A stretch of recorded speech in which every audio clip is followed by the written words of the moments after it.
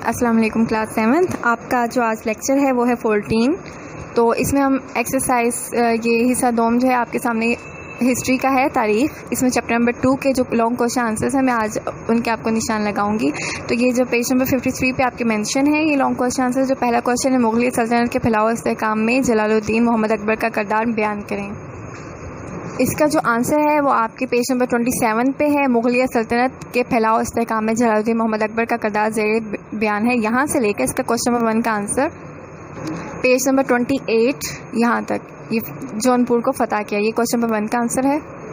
अब यहाँ पे आपके क्वेश्चन नंबर 2 है, अकबर के इंतजामी इक़दामात और इस्लाहात का जायज़ा लें।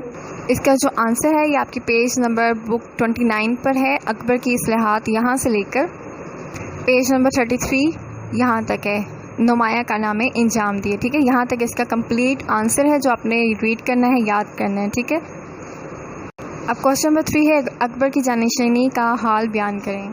इसका जो आंसर है यहाँ पेज नंबर 26 से है, इब्तदाई हालात ज़िंदगी और तख्त नशीनी। यहाँ से जलालुद्दीन मोहम्मद अकबर की पैदाइश, यहाँ से लेकर पेज नंबर 27 अपना हल्का असर बढ़ा लिया था, यहाँ तक क्वेश्चन नंबर 3 का आंसर है। क्वेश्चन नंबर 4 है, जहांगीर और नूर जहां के दौर की सकाफत का तजज़िया करें। इसका क्वेश्चन नंबर 4 का आंसर पेज नंबर 36 पे है।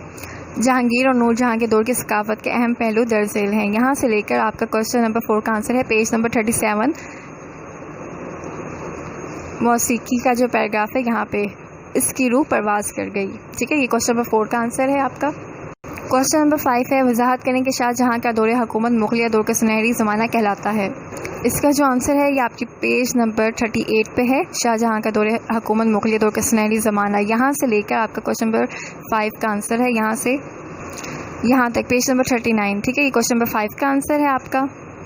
अब क्वेश्चन नंबर 6 जो है, शाहजहां दौर की सकाफत, शाहजहां दौर की सकाफत और फ़न तामीर पर रोशनी डालें। इसका जो आंसर है क्वेश्चन नंबर 6 का पेज नंबर 39 पे है। शाहजहां दौर की सकाफत और फ़न तामीर, यहाँ से लेकर इसका आंसर आपके पास यहाँ पे पेज नंबर 39 यहाँ तक, ये क्वेश्चन नंबर 6 का आंसर है। ठीक है, अभी आपके पास क्वेश्चन नंबर 7 है, शाहजहां की जानशीनी के लिए इसके बेटों के दरमियान होने वाले मार्कों की तफसील बयान करें। इसका जो क्वेश्चन नंबर 7 का आंसर है पेज नंबर आपके 43 पे है। यहाँ से पहला मार्का शुजा और दारा शिकवा का मुकाबला, यहाँ से लेकर क्वेश्चन नंबर 7 का आंसर है, यहाँ से पेज नंबर 43 से 44 तक। ठीक है, क्वेश्चन नंबर 7 के आपका आंसर है। इसका जो लास्ट लाइन है, नज़रबंदी के दौरान में हुआ था। क्वेश्चन नंबर 7 का आपका आंसर लॉन्ग क्वेश्चन का। अब जो आपके पास क्वेश्चन नंबर 8 है, मरहटों की सरकोबी के लिए औरंगज़ेब की दक्कन मुहिम का हाल लिखें। क्वेश्चन नंबर 8 का जो आंसर है वो यहाँ से पेज नंबर 47 से है। जनूबी हिंदुस्तान में मरहटों ने अपनी सियासत क़ुव्वत को इकट्ठा करने की कोशिश की, यहाँ से लेकर पेज नंबर 49। 1705 में औरंगज़ेब ने राजा राम की बेवा को शिकस्त देकर ये इलाका फ़तह कर लिए। क्वेश्चन नंबर 8 का आंसर है यहाँ तक।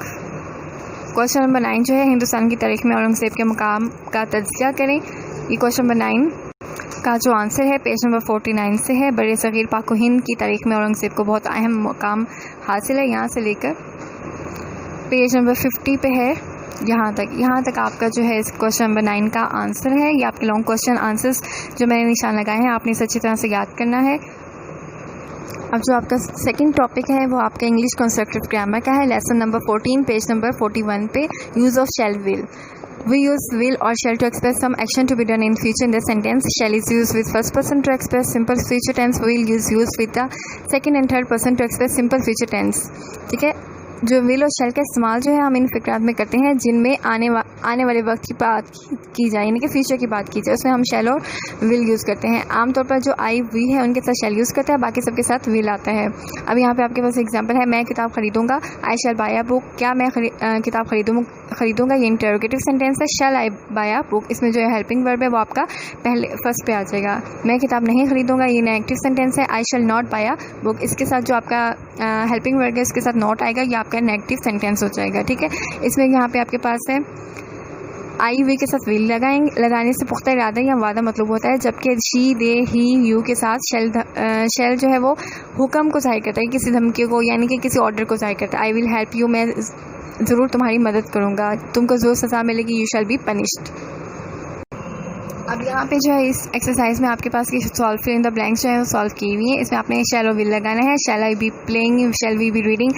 जो जिसके साथ विल और शैल आएगा आपके साथ आपने उसी के साथ आपने शैल लगाना है, और किसके साथ विल आएगा तो आपने विल लगाना है। जैसे कि यहाँ पे आपके साथ सामने ये सॉल्व की हुई है, आपको ये नजर आ रही होगी विल और शैल, तो आपने इसे देख कर सॉल्व करनी है, ठीक है। और यहाँ पे change the following sentences into interrogative है। इंटरोगेटिव में आपने क्या करना है, हेल्पिंग वर्ड जो है वो यहाँ से कट करके फर्स्ट पे आ जाएगा। जैसे the bus fares will go up soon, तो यहाँ पे विल यहाँ से कट होकर पहले आ जाएगा will the bus fares go up soon और क्वेश्चन मार्क, ठीक है।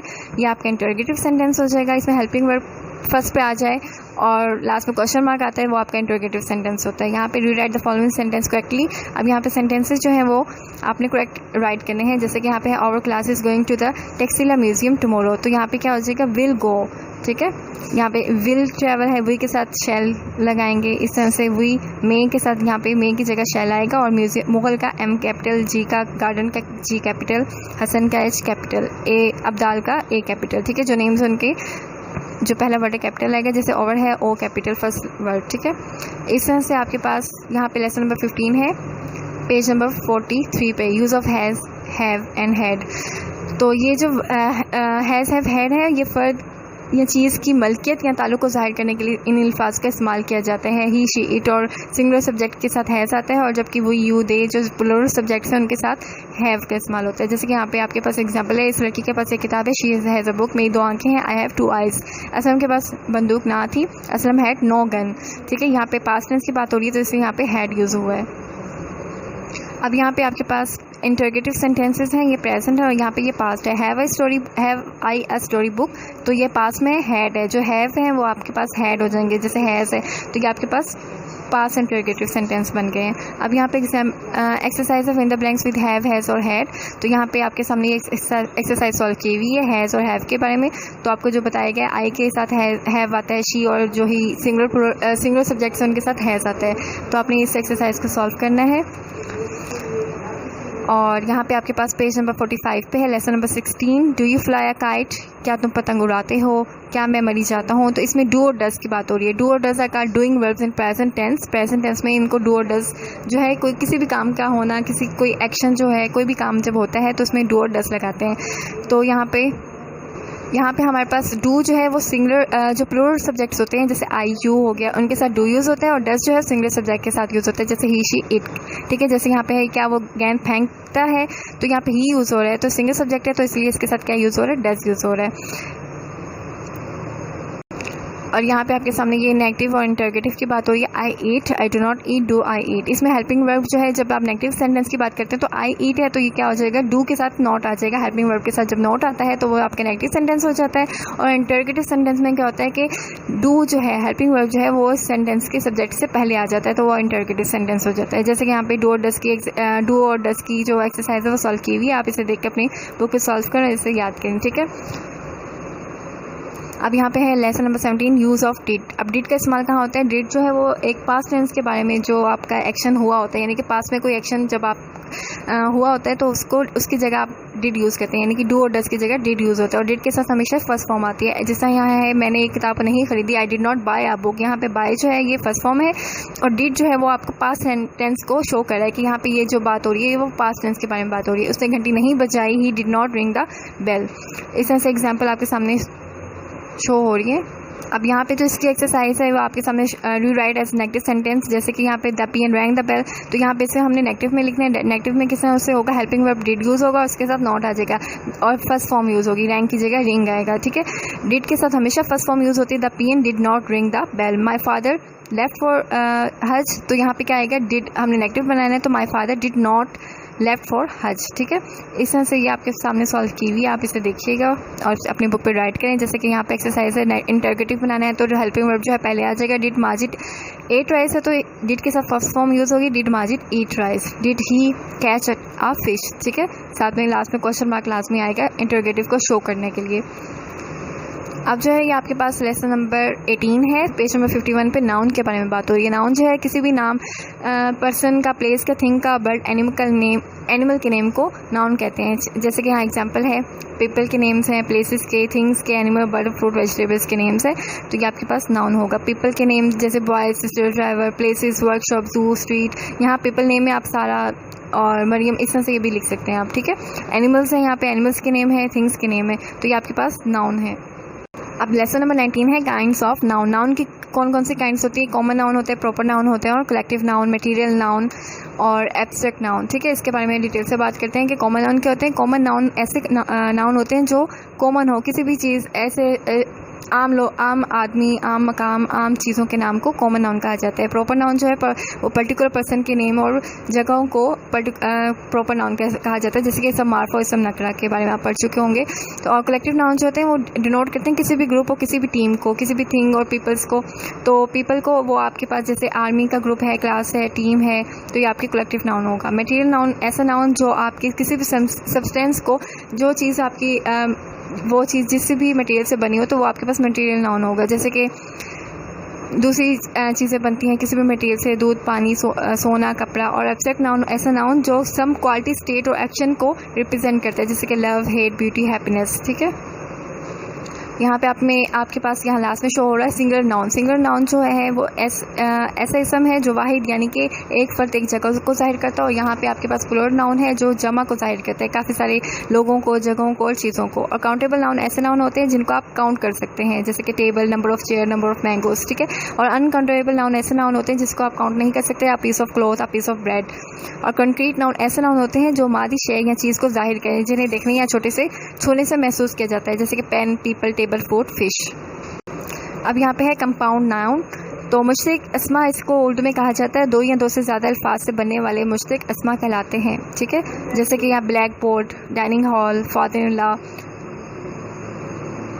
अब यहाँ पे आपके पेज नंबर 54 पे है एक्सरसाइज। इसमें आपने जो fill in the blanks with words given below, ये वर्ड्स दिए हुए हैं, इसमें से आपने चूज़ करके करेक्ट वर्ड यहाँ पे आपने राइट करना है। जैसे you should always fulfil your promise, go and bring a glass of water for me, ठीक है। लेसन नंबर 20 है हमारे पास द यूज़ ऑफ इन्फिनेटिव, ठीक है। Infinitive is a kind of noun with certain qualities of the verb. It is verb noun as to go, to read, to edit. जैसे यहाँ पे है ये पढ़ने का वक्त है, it is a time to read.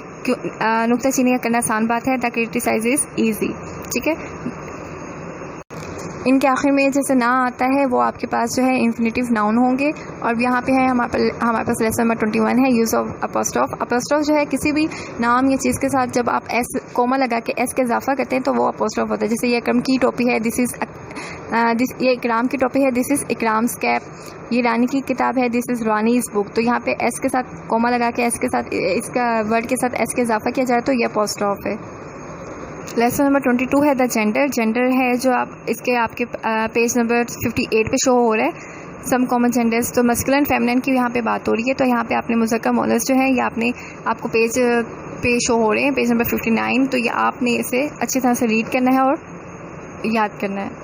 और जो लेसन नंबर 23 है द नंबर सिंगुलर प्लूरल। तो यहाँ पे ये वाहिद जमा को शो करता है। तो यहाँ पे animal, animals, bee, piece, cap, caps.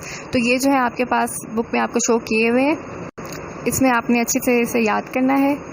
और पेज नंबर 64 पे इसकी एक्सरसाइज है बी, बीज और बीज। इसमें करेक्ट स्पेलिंग जो है आपने वो चूज़ करना है। जैसे बी की करेक्ट स्पेलिंग जो है वो बीज है, ठीक है। इसके जो यहाँ पे कैमल है तो कैमल्स में ये है वर्ड दिया हुआ और ये जो इसका करेक्ट वर्ड है इसको आपने चूज़ करना है। डिश, डिशेस और डिशेस, तो ये करेक्ट वर्ड है, इसको आपने यहाँ पे राइट करना है आंसर्स कॉलम में, ठीक है।